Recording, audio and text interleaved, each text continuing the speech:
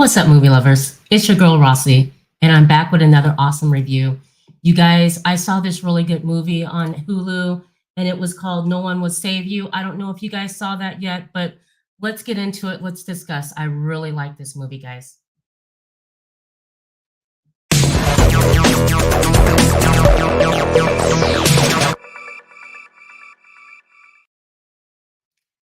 What's up, movie lovers? So I hope everyone's doing good on this beautiful Wednesday. Tonight I'm sitting by myself. I really wanted to discuss with you guys this movie that I happen to be watching on Netflix, or I'm sorry, not on Netflix, sorry, on Hulu. I was up one night, like I normally do, looking for just different movies, and I came upon this movie. It's called No One Will Save You, starring Caitlin Dever. If you guys have seen Booksmart, which was a really good comedy, or let's see, it was a Last Man Standing. You know who she is, and of course, a litany of a bunch of her movies that she has starred in. She is definitely someone to pay attention to. She did a great job in this movie. Anyways, so this movie is on Hulu at the moment. It is a horror sci-fi thriller. It deals with, of course, UFOs. My favorite topics. I love the topics of UFOs and just that that whole conspiracy situation, whatever you want to call it.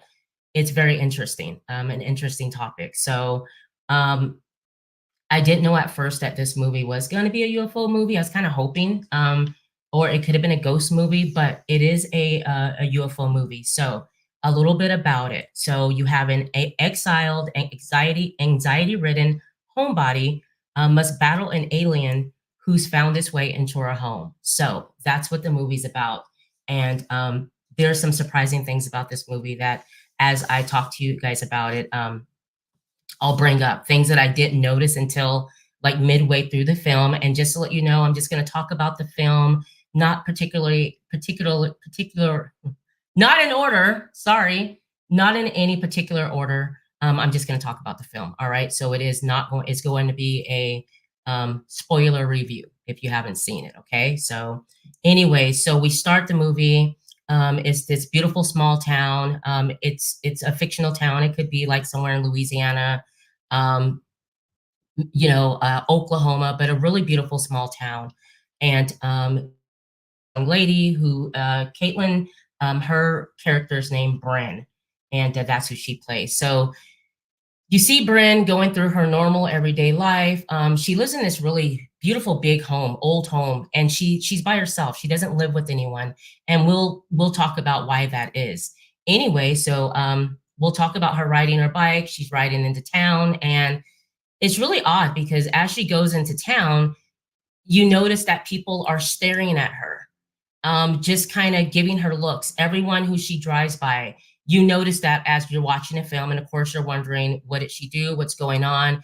Really odd, but I noticed that. And you'll see people like in the background, staring at her as she rides by. So I'm thinking, being that we know that she lives in this huge house by herself, that maybe obviously maybe her mother died, and they're all it happened recently. That's what I'm thinking, like as I'm putting it together, of what could be the reason why they're staring at her. Anyways, so she's coming into town to do something. I think she's going to the post office or something. Anyways, um, she gets off her bike, and she's walking to the mailbox to drop something off in town. It's one of those small towns where you got to ride all the way in town to get to the general store, post office, all that. And so she sees this. She sees this police officer with this woman walking, and she kind of ducks behind a car, and you're kind of like wondering, what the hell did she do? Like, why is she hiding? So something bad has happened. Okay, so she's hiding from this particular couple, the sheriff and this lady that's walking with the sheriff. So as they go away, she's kind of like having a mini anxiety attack as she sits behind the car. So she eventually works her way back home. It doesn't come up. There's not a flashback scene yet, so we don't know why, but We know that obviously she deals with anxieties. Something happened in that small town. She did something or something happened to her, her family, for everyone to act like this, like I said, as she's riding by. Um, Anyways, fast forward, we're back home. A beautiful house. She lives on it's just a lot of land, just one of those homes where it's a beautiful home and it's surrounded by trees and there's so much land. Um, as she's riding home though, or yeah, as she's riding home though, she sees there's this guy that's I guess with a dad or anyways on the lawn. And I'm pinning that because I think they had a relationship because she sees him, and as he sees her, he like walks away, turns his back and walks away really fast. So just pinning that happened. Okay. Anyway, she's at home, and you're welcome into her home. It's beautiful. Like I said, it's one of these old homes. She's getting prepared to bed down for the evening, and as she's going to bed, in her it looks like her childhood room, so obviously I think this is a house that her mother left her. She's a young woman, probably 25, 26. It seems like she's about that age. Anyways though, so as she's in her bed, she hears something, and it sounds like someone has broken in. So she's laying in bed, frightened, and you guys know when it's the scene is kind of like when you were like 8 or 9 years old. And I don't know if your imagination was like my imagination as a kid, but I was always thinking that like there's a boogeyman under the bed or someone's going to get you in a closet. And so you know how you're gripping your sheets and your blanket because you hear something like something frightens you. Okay, that's what she's doing. So a little bit later, she works away and kind of gets out of the bed. And as she gets out of the bed, she's standing at the top of the stairs. And so the camera angle is facing the front door. Okay. But there's clearly someone coming through or in the kitchen. Someone's already down there. But you see through a mirror, you see this image of this little person, this small thing, I don't want to say person, this small thing. And she sees it and she kind of jumps back and kind of ducks down. She's then standing there and she makes a move. And remember, guys, I'm bringing up the fact that the house is old because it creaks. You know how the house settles? It creaks. So she slips on her slippers, puts her slippers on, and kind of is tiptoeing back to her bedroom and shuts the door. She jumps in a bed. And dude, the freakiest thing about this, just a second. Just a second. Let's show this. What's up, Joanne? How are you doing? Thanks for joining. What did she say? Caitlin Devers. Yeah, she is. She's an amazing actress. Like I was looking at her IMDb and like she's got just a body of freaking work. So she's very, very talented. And you guys, she did a really good job in this film. Like she did an amazing job. Anyway, so she's in her bed. She goes back to her room. She gets in her bed and you hear something walking up the stairs, coming closer to her room. And let me just tell you guys, it is so freaky. And just to let you guys know, I'm going to go back to the fact that when I told you guys, 8 years old, in bed, just an imagination. And so, boogeyman under the bed or coming out of the freaking closet, okay? Scary. Even though I love horror films and I've watched horror films and I can literally watch like a horror film, scary as hell, in the dark, you still, there's that little girl still in there, just still spooky. Like, dude, if I turn the lights off and the house is really dark, like I'm a little bit afraid of the dark. I will be honest with you. So her feeling that, and like I said, she shows her emotions so well without saying anything to where you feel that. And as whatever it is gets closer to the door, she jumps out of her bed and gets on the side of her bed. It opens up the door. As it opens up the door, she goes underneath her bed. Dude, the craziest thing. She's underneath her bed. You're praying. You don't know what it is. I was scared. I know, the person I was watching the movie with, he was even like, I was looking at him. He was freaked out. Then whatever it is, jumps on the bed and it makes this clicking sound. Now, you guys know in alien films, they always have the sound of an alien always is this, you know what I mean? Kind of like that. So that sound is going on, and I'm literally freaked. Brynn, who's underneath her bed, is freaked. Then the thing gets off the bed, walks around, and you see its feet, and it's not of this world. Okay.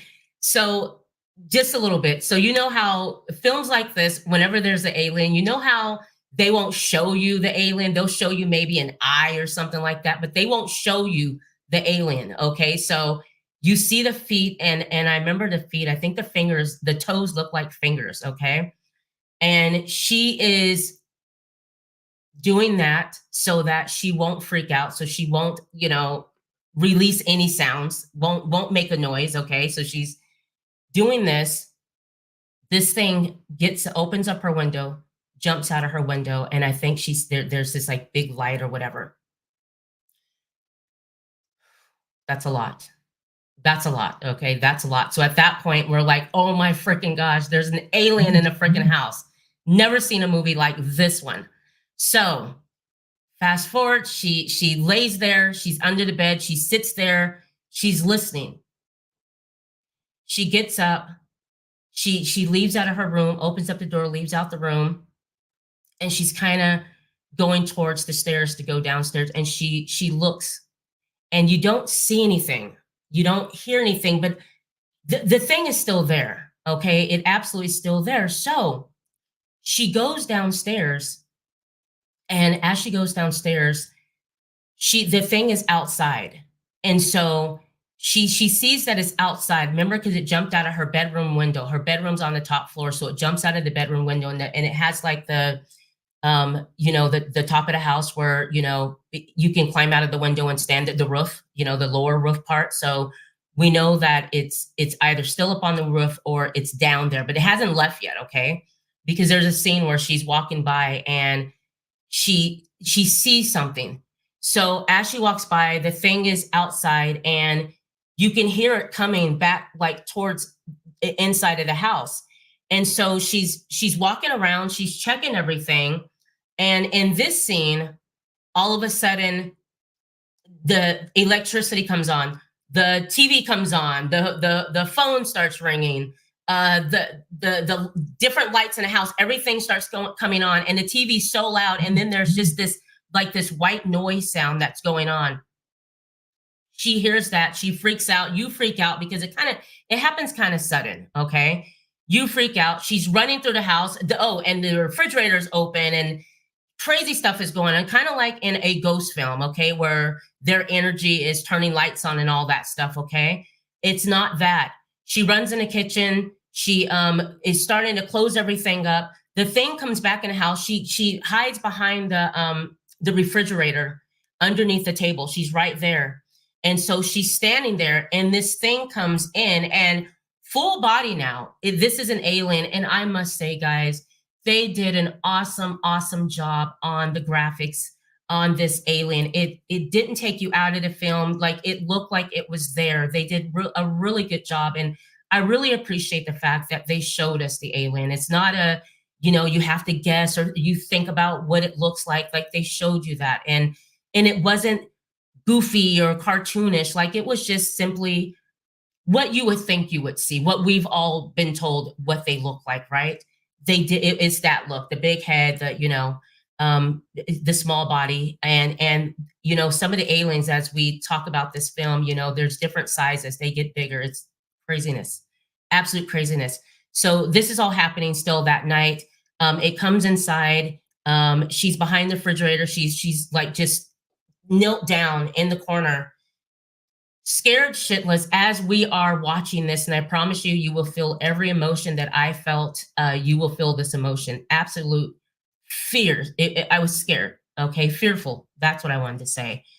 Anyways, though, at some point, it does discover her, and there is a battle, a complete battle. It flies her and throws her across the room. It has telekinesis, so it's able to do things like that. Anyways, they get into this huge fight, this huge squabble. She ends up killing him though. She hits him on the back of his head with something. I forget what it was, but she kills him. Okay. So he lay there dead in her hallway. And oh yeah, as she's running out, because she's like running to the front door. As she runs to the front door, he like snatches the front door, and anyways, it hits her in the head. She passes out for a little bit. She gets back up, and I believe that's when they got into it. Regardless, though, how this scene ends is she ends up killing that alien. Okay, so that alien is laying on the floor, and what's really cool about it is its body's green, but as it lays there dead, it turns like this white color. So that happens. Um, Wake up the next morning. She did not remove the alien. It's still in her house. She has a towel or a blanket over it. She gets up the next morning because she's getting out of and just to let you know, this fight lasted all through the evening hours. Absolutely tore up this home, tore everything up in a home. And just to let you know, there was like this village that she had. You know, like those little Christmas villages that you can put together, and they have little lights, and it's like this. It's like a miniature version of her town. Okay, that's her hobby. She was really into that and adding on new pieces into this village. And you know, if I remember, I think that's what she was going to the post office because she got a new piece to go with this village. Anyways, the whole thing lights up. So, all right, so it destroyed everything in the house. So she gets up and she gets on her bike and she starts riding into town. As she leaves, because obviously she's going to get help. As she leaves, she rides by the mail truck, and the mail truck is turned upside down, like it was just attacked. It turned upside down. She's riding by other homes, and it looks like other places are disturbed. Okay, and just I want to also bring up this in the beginning or towards the beginning of the film. She has this like this little garden out in her front lawn. And in the garden, there's like these circles. You know, remember the old crop circle, guys? There's a point in the film where you get a bird's eye view of the town. And when you get a bird's eye view of the town, and it's actually when Quinn is or no, not Quinn, but Brynn is actually going into town, you get this bird's eye view. And as you look down, there's crop circles, like little circles, okay, in people's yards. Okay, so whatever it is, they landed in everyone's yard. It wasn't just her. Okay, just to let you guys know. So she goes into town, and remember when she first went into town, something was going on. The town's not feeling her, and she's not feeling the town. All right. She rides into town to obviously tell someone what's going on. She gets to her small town. Well, she gets to the center of town, and everything seems fine. She goes into the police station. And when she goes in there, she runs into the sheriff, and it happens to be, I believe, the sheriff's friend, wife, whatever. She freezes up. She just stops. Nothing said. They look at her with disgust in their eyes. And the wife, the woman, looks at her and just kind of and spits in her face. Nothing said. And they walk off.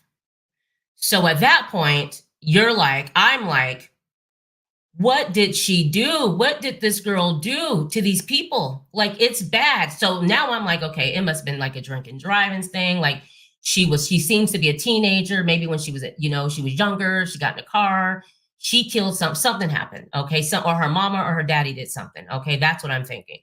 Anyways, and we'll find out, and I'll tell you guys, of course, later what happened. All right. So spits in her face. She cleans it off, walks out of there, and just you feel so bad for her, all right? Because you don't get a sense that this is a bad person or she did anything bad. You get the sense that this is just like a normal 20-something-year-old, young lady that probably lost her mom and just, and that's, she's exiled in that house, okay, and away from town, okay? Anyways, though, so that happens. She has this idea of, she sees this bus drive by as she's leaving out of the police station. And she's looking at this bus, and you can tell that there's an idea that comes up. And so next scene you see her, she's on the bus. And this is like, it's what she's doing is like, forget them. I'm out of here. I'm getting a ticket. I'm going to another town. And I'm thinking when a woman spit on her, why are you still in this town? You know, because every time she goes to town, like they're looking at her like she did something really bad. So she gets on the bus and she's like, you know, out of it. She's done. I'm out of here, you know? So, you know, she's on the bus and, you know, as she gets on the bus, just note something, guys. There's someone sitting way in the back seat and the camera's like not, it's like you see him, but it's fuzzy, you know? So you're thinking just an extra. He's just, you know, we just saw him. So she's sitting there and, you know, like she's getting out of town. I think she's feeling kind of good. Like I'm, you know, I'm getting out of here.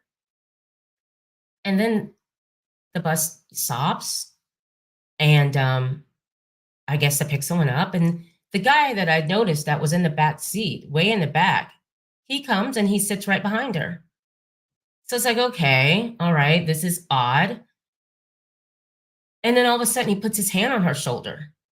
And this thing is moving in his neck. It's just like these wormy things that's moving in his neck. And he goes, that sound I told y'all that the aliens be making, it did that sound.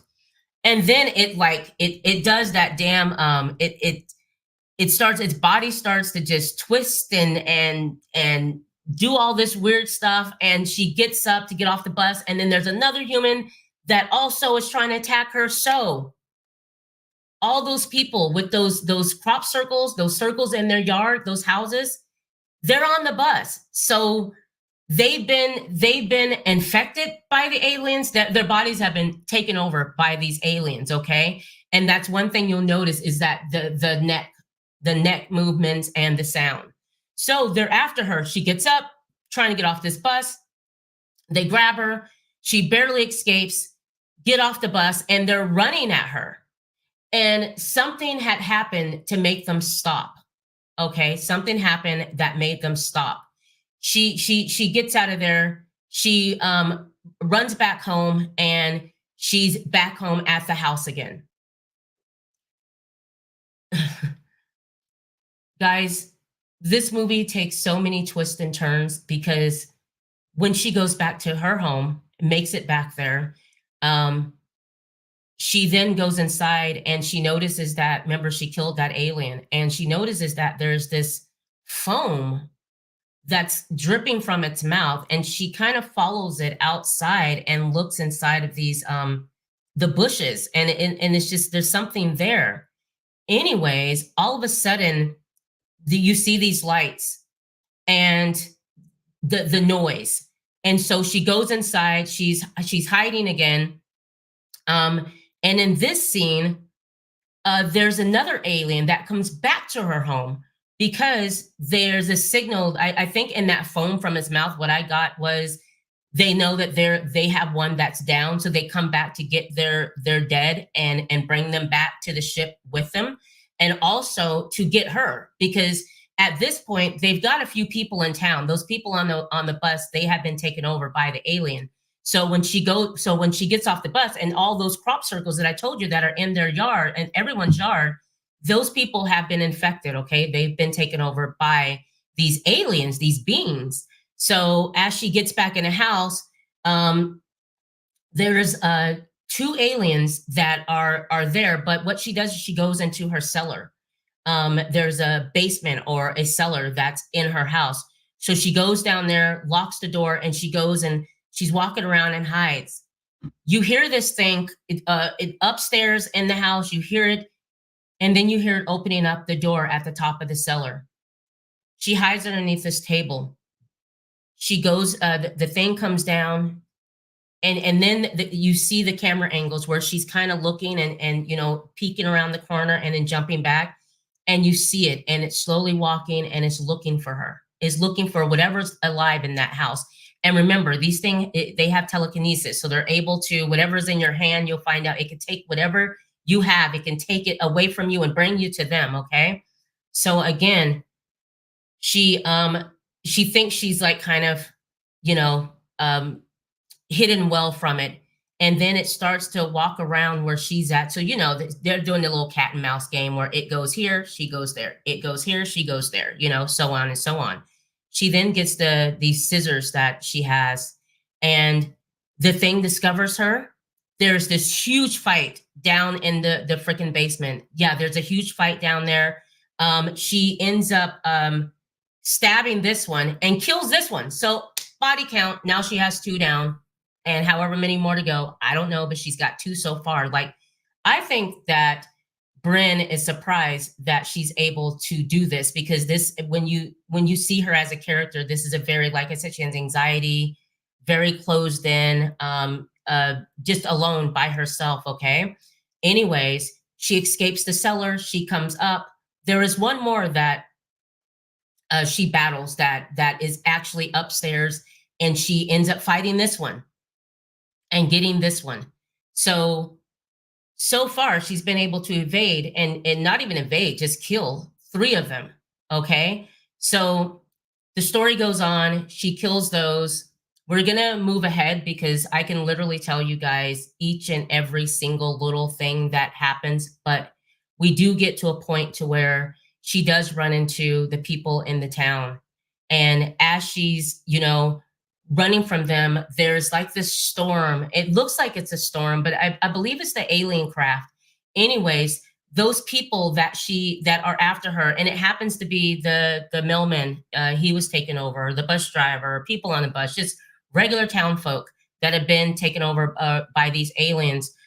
They're one point they're in this yard, and with these clouds, this whatever it is, this electrical storm that happens, they all just kind of look up at the storm, and they're just all holding their hands up. So in some type of ritual, like they're being rejuvenated or called back home.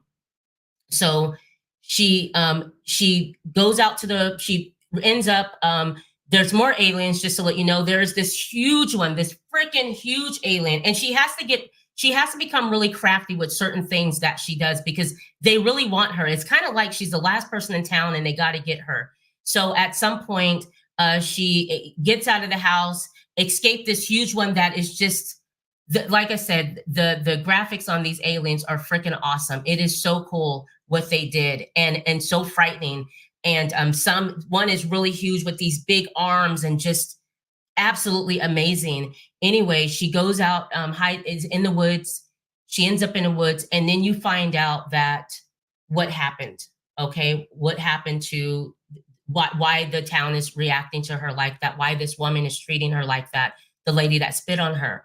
Come to find out, when Brynn and just to let you know, in her bedroom, and there's another bedroom that they will show. There's another bedroom with that's kept the same, with little kids' toys and stuff like that. And then you see the picture of Brynn and Maud. Okay, now we get a flashback because Maud was a good friend of Brynn's. They were like best friends. Okay, and one day they end up getting into this argument. You see them in the woods where Brynn happens to be at this point. You see them in the woods, and they're having this argument. It's all silent. It's all silent. You don't hear them, what they're arguing about, but they have this argument. Anyways, Maud pushes Brynn down, and Brynn looks over, and there's this rock. She gets up and smashes Maud in the side of the head, and Maud dies. So Maud was the woman that spit on Brynn. That was their child. Okay, so that's what happened. That's why the town it is treating her like that. That's why she's exiled at her home. That's why she has these anxiety attacks and all of that. Okay, it was a 2 girls squabbling, and so she did that, and it looks like they had to be about 10, 11 years old. Okay, so that comes to light. One thing I want to mention is, by this point of the film, you will notice that you have not heard a word. There has not been a word said. You're literally hearing her emotions.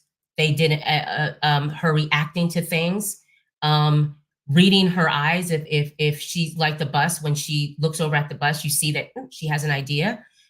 So this film has only 2 words were spoken, and I believe it was "I'm sorry." That's it. The freaking film is silent. The score was done so well, because when there was a part where there's a lot of anxiety and whatever, the music plays along with that. So that's your voice for the film. It's the music, and her reacting to everything. Caitlin Dever or Dever, she did an amazing job not speaking but 2 words, I'm sorry, in this whole film, okay? So that's something that I didn't notice. I didn't notice until, gosh, I think when she went to the police station and the woman spit on her, that I noticed, wait, they haven't, no one's talking. No one has said a word, not even on the bus. So that's something, pay attention to that. No words spoken, only 2 words. I'm sorry. So anyways, after this is explained, you see the flashback, you understand what happened. You're like, oh, okay, that's why they're treating her like that. She killed the little girl, her best friend, okay, that she obviously, has paid for, okay? Anyways, at this point, she's this cloud is coming towards her. This, the alien ship is coming towards her, and she's running. She's running. She's trying to get away. She's fought so hard. She's killed 3 aliens already. She's trying to get away. There's a point where they get her. They get her. The beam of the alien ship beams down, and she's taking up into the ship. And that's another cool thing, is we get to go up into the ship. And so she's in the ship, and you just see, it's real dark, but you see just thousands of aliens. And then they gather around her. And she's muddy, she's just beaten up, okay? From just, this 2 nights of horror, of fighting for her life, killing one down, and then another one comes, blowing one up in a car. You'll see that one too. And like, they're just like, so much she's gone through, but they end up getting her. So she's sucked up into this ship, bring her up there. It's freaking awesome the way they did everything. You see hundreds of aliens, okay? And then you see, and then there's some that gather around her. And as she's kind of magnetized or strapped to this pole, they're just looking at her and they're staring at her. And then one looks into her eyes, and one looks into her eyes and sees what she has gone through, sees her memories of Maud and her, sees her memories of when she lost her mom, sees all of that, basically sees what she has gone through. And they're just all just around her. And guys, y'all, they did just such a good job. I'm telling, wait till you see the aliens, wait till you see it. It does not take you out of this film. It's like it's real. You're just captivated by all of it. And at this point, it's like you realize how much Brynn has gone through throughout this whole film. Like, at some point you're thinking they got her, they're gonna get her. And when they get her, like I said, they're studying her, going through her memories, just everything. And then one says something to the other says something to the other, and then you just see her falling out of the sky and landing on her grass in her front yard. So you see that. She's obviously, they let her go. And at that point, you're like, this is over with. So she lands in her front yard. There's a point where she wakes up. She's in her bed, that bed that she was in when the alien first came. Her home, she gets up. Her home is all put together. And everything's back to normal. There was a really cool part, and I have to bring this up, and I totally forgot about this. There was a part, guys, where this part, like, she almost got God, and she was in her house. And there is this beam. Remember I told you they have telekinesis. They can control whatever you have in your hand, whatever you. So anyways, there's this point where in her home, when they did finally, this light finally landed on her. And when the light lands on you, you're just kind of frozen. Okay, so she freezes up, and she's being lifted up, and she's at the top of her ceiling, and she's looking down. And then what the aliens wanted was, they wanted for her to, they wanted to put the thing in her, like implant themselves in her. And there was a point in the film where they were able to do that. It was in her. But when she got up that next morning, she was able to get it out of her, to pull it out of her, and to kill it. Okay, to kill what was in her. And then, so she got it out of her at some point, but she did have it in her. You see her neck. And then I'll just go back to the ending, and you guys fill in that part. When you see it, you'll then see what I'm talking about. And other parts that I didn't bring up because there is so much. But anyways, I am going to skip and get to the ending. So anyways, they didn't want her. They let her go. She wakes up. Her home is everything is back to normal. It's like nothing ever happened.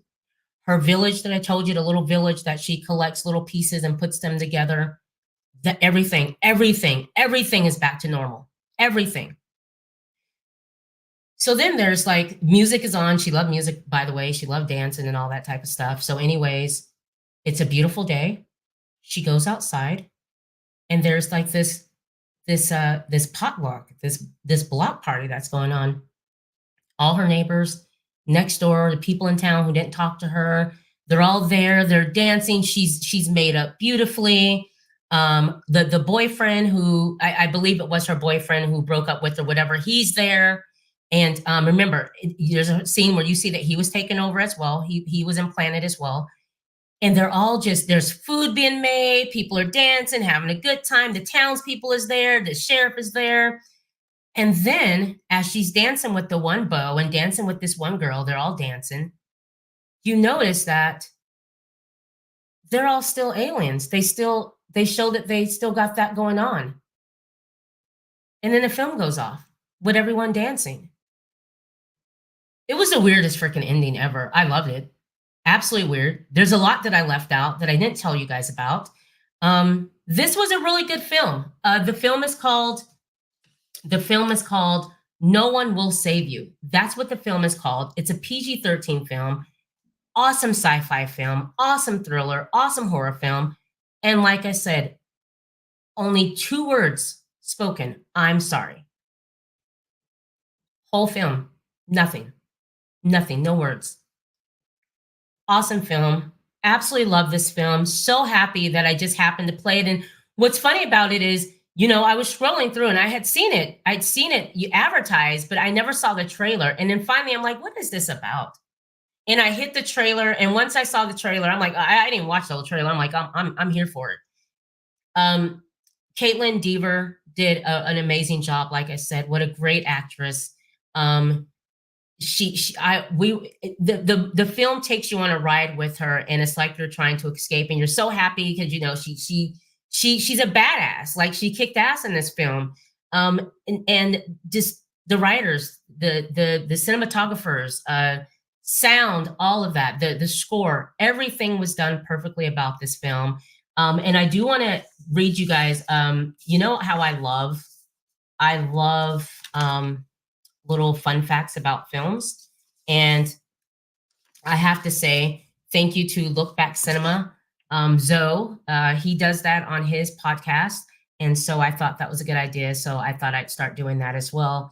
Anyways, here's one thing. Here's trivia. Okay. So just 3 days after the film was released on Hulu, Stephen King gave it the highest praise on his Twitter account, where he posted this comment: "No one will save you. Brilliant, daring, involving, scary. You have to go back over 60 years to a Twilight Zone episode called The Invaders, a 1961 episode, by the way, to find anything remotely like it. Truly unique." All right. And he posted that on the 25th of September, 2023. You can find that on No One Will Save You's IMDb. And that's what Stephen King said about it. And I feel the same way. It was a great film. If you haven't seen it, go to Hulu.